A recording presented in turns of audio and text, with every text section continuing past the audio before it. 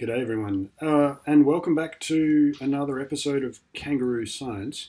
This time round, we'll try and do it from our little office.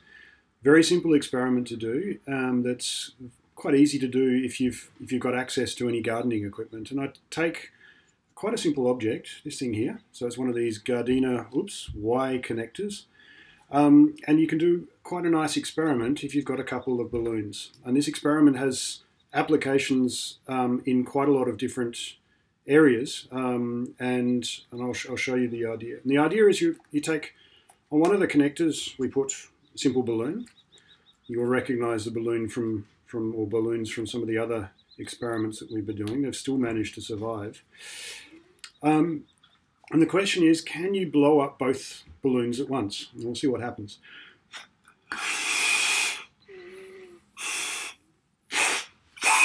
Doesn't seem to work. Okay, what if I try the other one?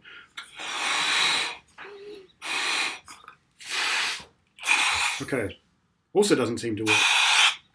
Well, maybe there's another way we can do it. If I try closing one of the connectors and I blow up one of these the left-hand side one, I close the connector, then I open the other one and try blowing this one up and close it. Yep, they're both now open. They're both now blown up. That's good. I now block the top one, and now we think what's going to happen when we close the two. So we go like so, 1 and 2. And let's see what's happening. Oh, interesting. One balloon has blown up in expense of the other one shrinking. Now, what's happening here is it turns out that let's say there's two things that control what's going on here. One of these things is the energy due to the pressurized volume that you've got. That is more or less the same for the two, more or less. Yeah. The real cost in energy comes in stretching the balloon, and this is proportional to the surface area.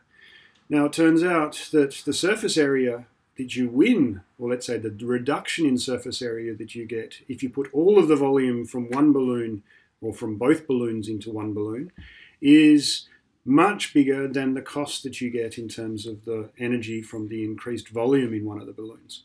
And as a consequence, having two balloons blown up with the same size is completely unstable and means that one will blow up as a consequence of the other one. This is quite a nice experiment. If the weather is warm, you can do it also with water on a tap or things like that.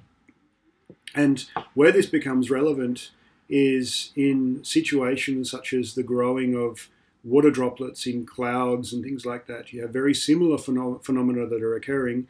A slightly bigger droplet will grow at the expense of smaller droplets in a cloud, due to these issues of the differences between the energy of a surface compared to the energy of a volume.